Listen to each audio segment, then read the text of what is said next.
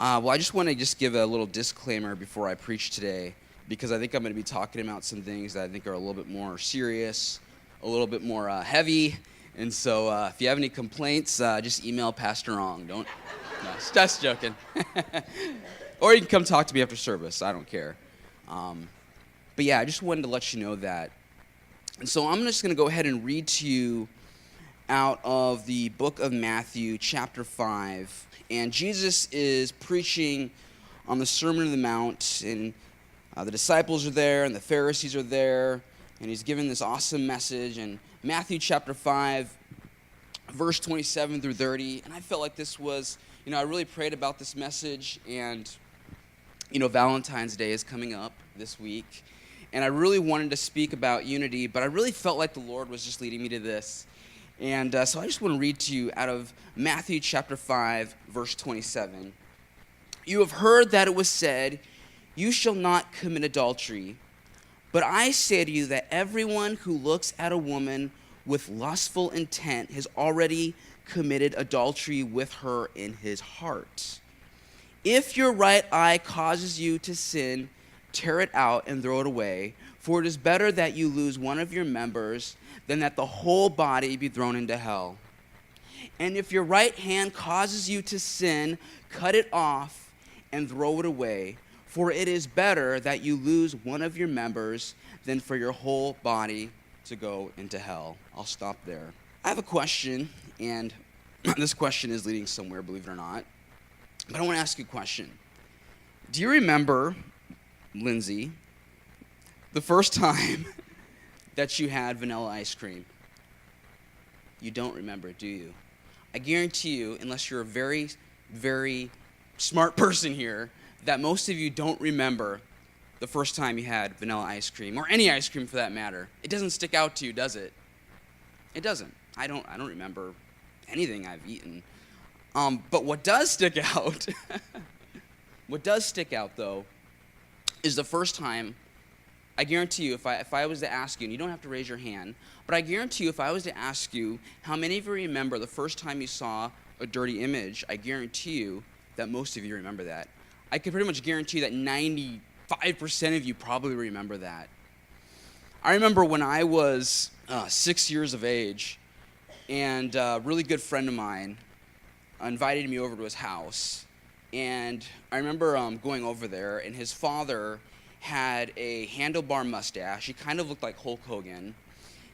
He just really stood out to me. And he invited me over, and I was like, okay, this is when I was 6. You can keep in mind, I was 6 years of age. And he invited me to his house, and he said, hey, let's go into my dad's garage. His dad was really big into cars and bicycles and, all kinds of crazy stuff. And he was a mechanic. And I went into his garage, and when I went in there, I froze. Because on all of the walls were just all these naked women surrounded by cars. And I just froze, just for that moment. He's like, look what my dad has. And his dad comes in, and he's like, get out of here! And I just ran home. And that memory has stuck with me, 25, 30 plus years later. And when I think back to that moment, when I was only 6 years of age, in that moment, I felt, for some reason, even though I didn't know any better, I felt shame. I felt dirty. I didn't know why I felt dirty. I didn't know why at the time, at that age, I felt shame. But I think it goes to show how strong and how powerful sex is, right? You always hear marketers say, sex sells, and it does. And at that young of an age, at 6 years of age, I still remember that today. And I think what it gets to is the power of sex. And it reminds me of the book of Genesis, where God created us and how we were naked in the garden. And how Adam and Eve didn't even know they were naked until they had sinned, and they covered themselves up. Because of that sin, because that curtain came between God and man. And we felt shame, we felt shameful, and we felt naked, and we were like, just dirty. And I remember feeling that at that time at 6 years of age. And I just want to share a little bit about me and a little bit about my story. I grew up in a Pentecostal evangelical home. My mother, was a minister. Her mother before her was. on my dad's side, and I've shared this before, his family was Buddhist. He gave his life to the Lord, thank God. But I remember going to youth group, and I remember going to youth conferences and hearing people preach on sex and purity and all that stuff. And let me just pause here for just a second and say this. This message is not just for single people. It's for married people. It's for 15-year-olds. It's for 20-year-olds. It's for 75-year-olds. So it doesn't matter who you are.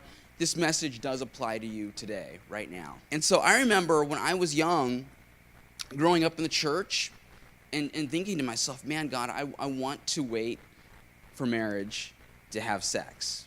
I want to remain a virgin. I want to remain pure. And I remember a book that came out in the late 90s, early 2000s, and maybe some of you remember it. It's I Kissed Dating Goodbye. Does anyone remember that book? It was a huge book. It was, I loved it at the time. I loved what Joshua Harris had to say then. And it had a huge, profound impact on my generation. And I remember reading that, and I was like, yes, I'm going to do this. And I had my What Would Jesus Do band on my arm. And all my friends were with me, and we were all trying to encourage each other to remain pure and to really follow the Lord and to wait for the right person.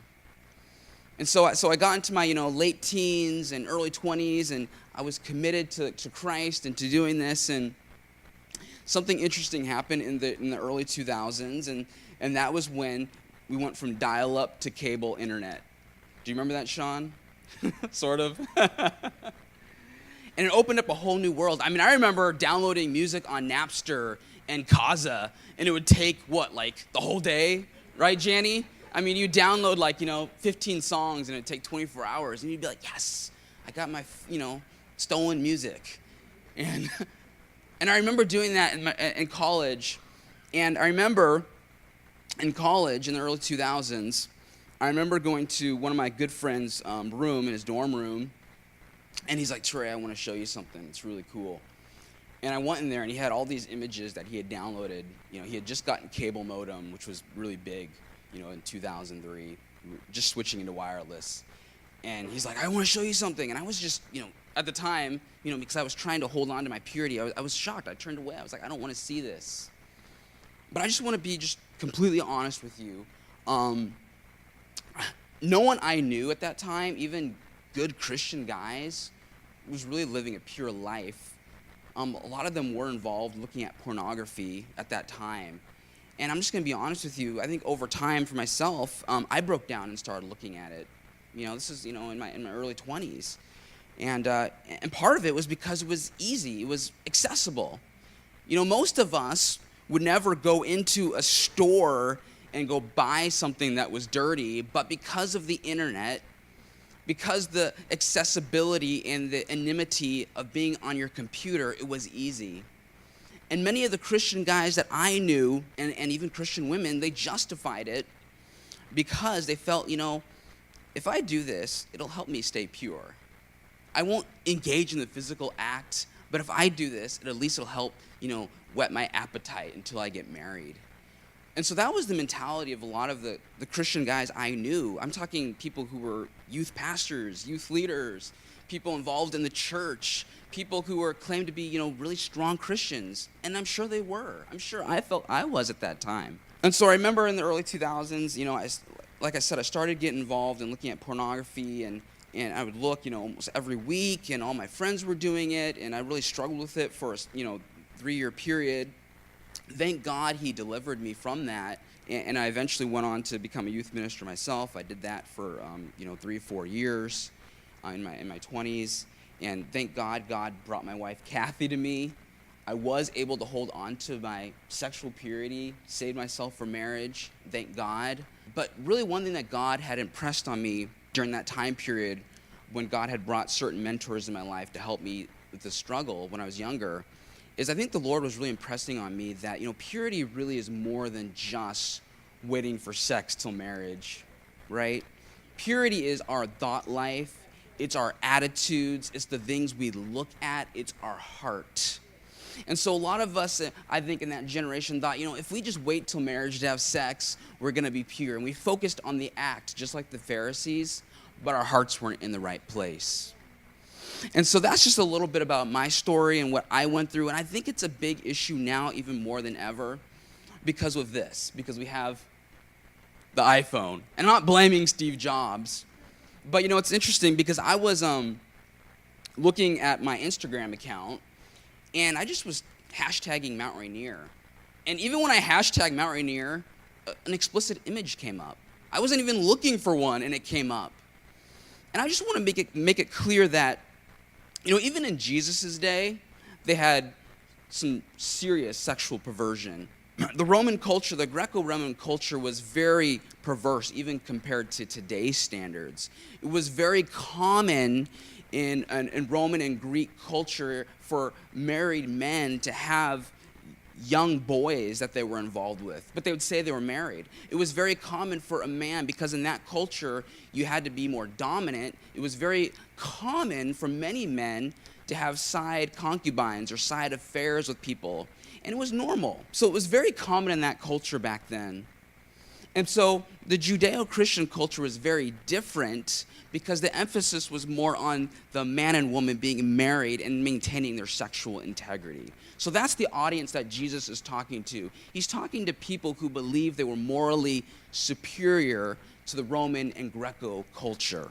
And so today, even though maybe we're not as perverse as the Roman Greco culture was, we have much more opportunity to fall because of what is at our fingertips now.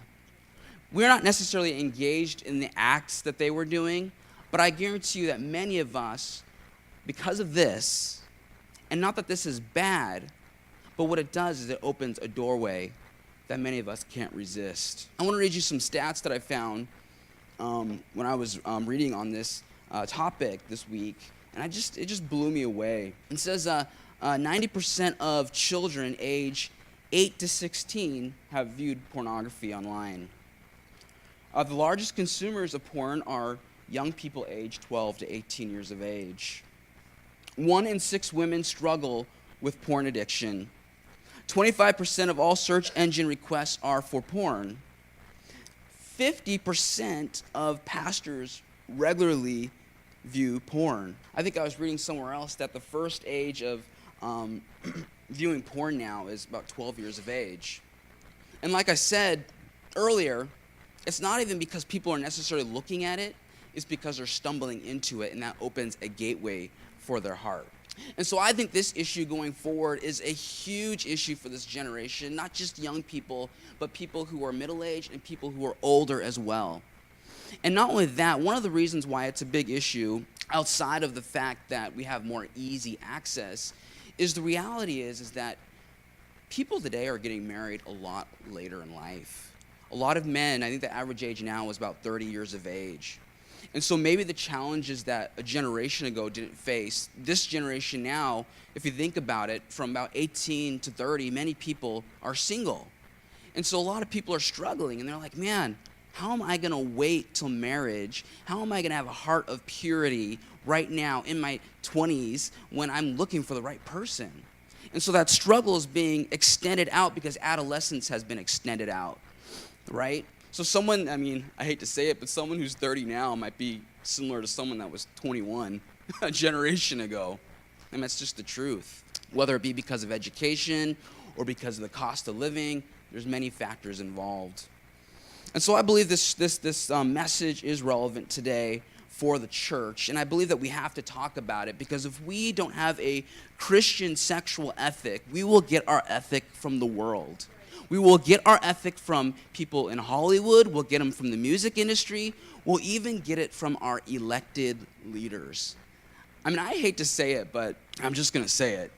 I remember during the election season when all this stuff came out about a certain person who got elected, and that stuff he said in private, and everyone was shocked, and I was like, I wasn't really shocked by it. I was like, this is the way that, I hate to say it, a lot of men talk this way in private when no one's around them. It gets to an issue of the heart, right? And so everyone around us in this culture is pushing on us in the church to conform to their standard. And so as a minority, as a prophetic minority, as someone that's supposed to be different, as believers living in exile, waiting for our heavenly home, God is calling us to live different than the culture. And so let's get back to Matthew, away from my story, to Matthew chapter 5. By the way, I'm not criticizing any political leaders. I'm just being honest. Matthew chapter 5, 27. Jesus is speaking to the Pharisees.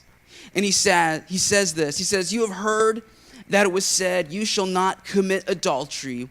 But I say to you that everyone who looks at a woman with lust has already committed adultery." Let me just pause there on that word lust. This word lust. See, in the original Greek, the word lust was not used. That's the English translation, lust. In fact, when it's translated, the word covet was used. The word covet was used. And generally speaking, when Jesus uses this word covet, it is generally speaking used in the context of, but generally speaking, this word covet is used in the context of money in the scriptures. Money, the word covet, idolatry, greed. You know, money's not bad, but the worship of money is bad, correct? In fact, many of the very well-known characters in the Bible were well off. Abraham was well off. Moses was well off. Joseph was well off. But what's wrong is the covetousness of money, the love of money, the greed for money, the idolatry of money. And so Jesus, when he's talking about this word lust, he also uses this, generally speaking, when he's talking about money as well. When I was preparing for this sermon, I was reading a really great book that me and my wife have been reading. It's called The Meaning of Marriage by Tim Keller. And he says there's three things about greed that are very distinct. He says greed is selfish, greed is addicting, and greed is defining. It's selfish because you will do anything that you have to do to get your hands on what you want, right? It's addicting because it controls your life, your every thought, your every action, everything that you're thinking about, your time, your energy. It's consumed by it. It's defining in that you have to have more of it or your self-worth goes down.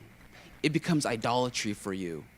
How many people do you know out there who love money so much that they will do anything? Not only will they do anything for it, but if they lose it, they feel their identity is gone, right?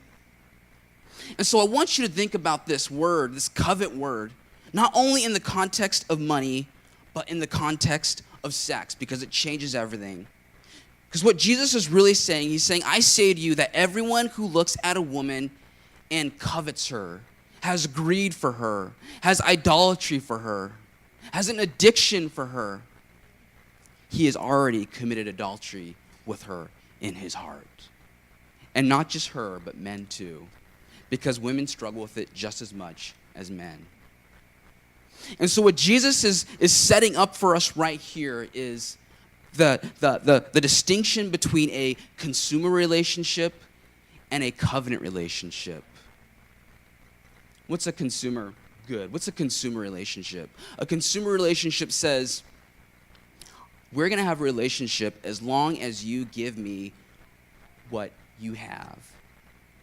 The moment you don't perform anymore, our relationship is over. It's always marketing itself, correct? It's always trying to put its best foot forward in fear that that person will leave. I remember my first two jobs were at Marshall's and Nordstrom's. I hated those places. I worked in the shoe department. I was like one of the only guys, and those were Nordstrom's, the only men worked in the shoe department.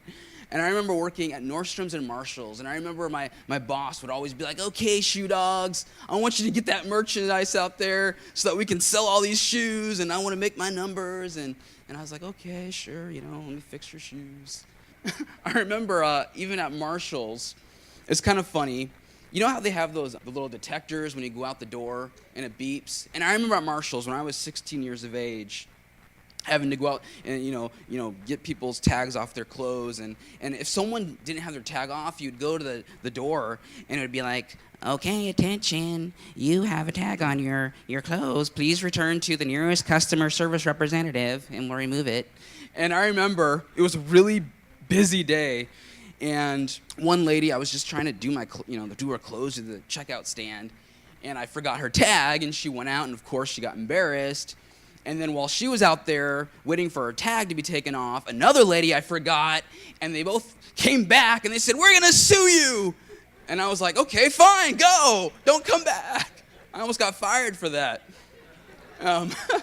But my boss came and talked to me. He's like, you're scaring the customers away. They're going to leave. We need to keep, marketing ourselves. And I think about that, and it's just silly. But we live in a consumer culture. And I think even more so than ever before, it's about consumption, right?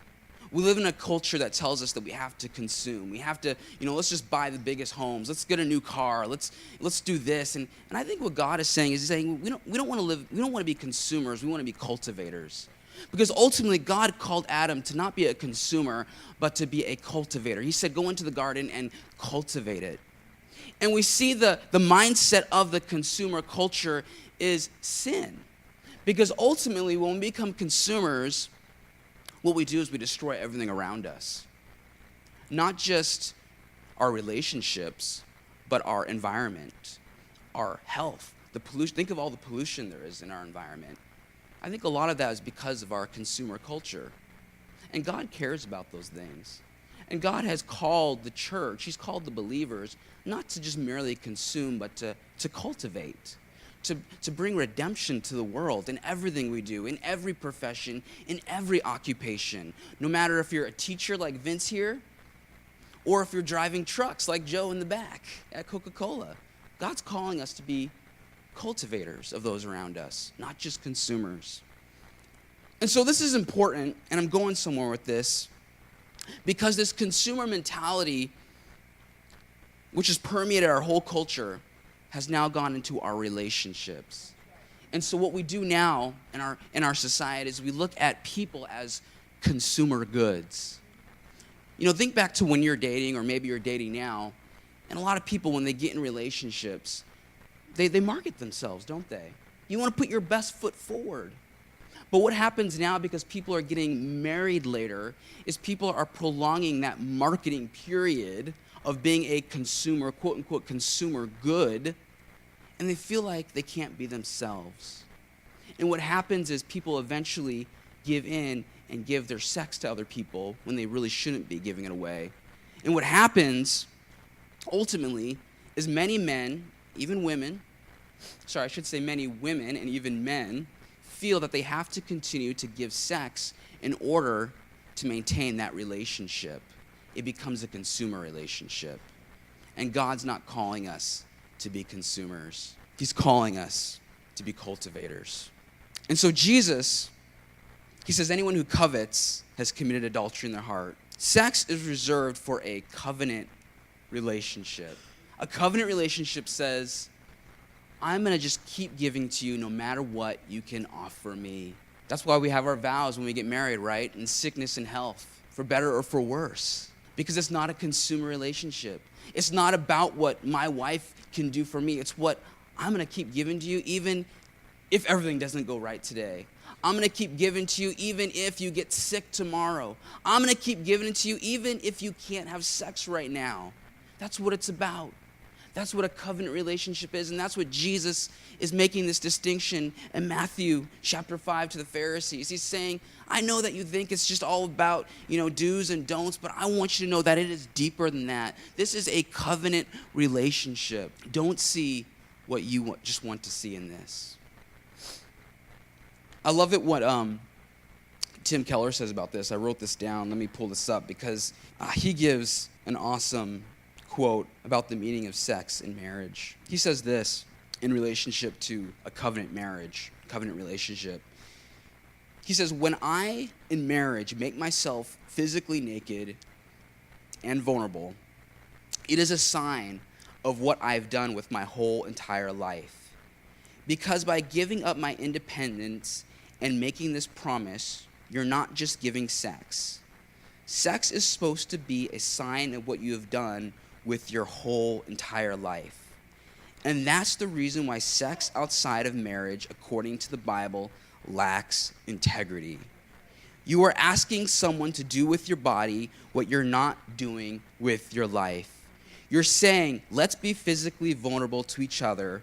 Let's do physical disclosure, but not whole life vulnerability together. That's what it gets at. It's about doing whole life together. Sex is, at the end of the day, what is it? It's a sacrament. It's like when we do communion. It's the external expression of an invisible reality, right? It's saying to your spouse, it's saying, we've made this covenant together, and we are coming together as a sacrament to seal, to bring that cement, that glue together, that binds us together as often as we can do it, just like we do communion as often as we can. Jesus goes on to say in verse 29, if your right eye causes you to sin, tear it out and throw it away. For it is better that you lose one of your members than that your whole body be thrown into hell. And if your right hand causes you to sin, cut it off and throw it away. For it is better that you lose one of your members than for your whole body to go to hell. When I first read that verse, it seems a bit extreme to me, to be honest with you. Is Jesus literally saying that if my right eye causes me to sin, pluck it out? If my left hand or my right hand causes me to sin, to cut it off? I don't know if you remember this, but years ago, back in the early 2000s, there was a guy, his name was Aaron Ralston. He's really well known in the climbing community, and maybe you've heard his story, but he was canyoneering down in Utah, I believe, and he went into this canyon, and his hand got stuck between a boulder, like that. I don't know if you know the story. But his hand got stuck between the boulder, and he was there for 5 days, sitting there. And he was going to die. And what he did, he said to himself, listen, I think I'm going to die. Obviously, no one knows I'm here. I didn't tell anybody I'm coming here. And so what he did is he broke his ulnus in his radius right here. He broke it with his own hand. He's like, I'm going to break it so I can get free. And he used his utility knife to cut off his own hand. Because he knew if he did not do that, he wasn't going to make it another day. He'd already been out there for 5 days in the wilderness. And I'm sharing that story with you not to be, gross or anything, but I think what it's showing really is the seriousness of the situation. See, I don't think that Jesus was saying, cut your hand off, literally, but what I think he was trying to tell the people was, listen, this is so serious. This issue has such a deep, profound impact on your soul that if you don't take any measure possible, you are in danger of going to hell. You are in danger of losing your very soul to this thing. And so Jesus is saying to each and every one of us is, I want you to take this so serious. Even if you're just looking at something online and it's not necessarily pornography, but it's leading you into lust. And let's just be honest, you can be doing that without even looking at images. You could be reading books. You could be fantasizing about person. Jesus is saying, I want you to take this so serious. I want you to take your covenant so serious because I don't want to see you lose your life to hell.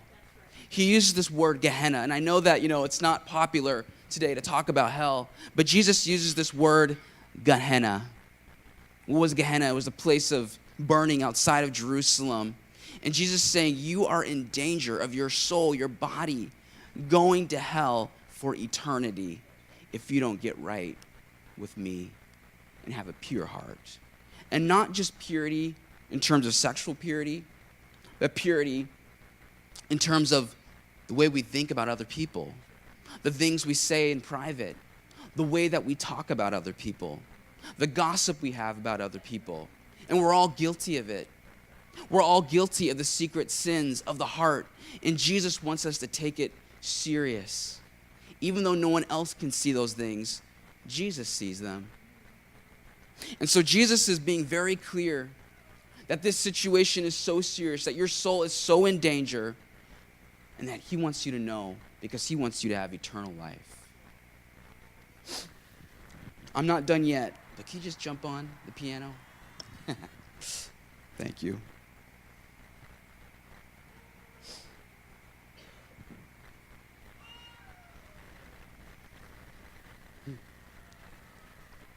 I was thinking of the story of the Samaritan woman. And you don't have to turn it there, but in John chapter 4, Jesus and his disciples, they're going out and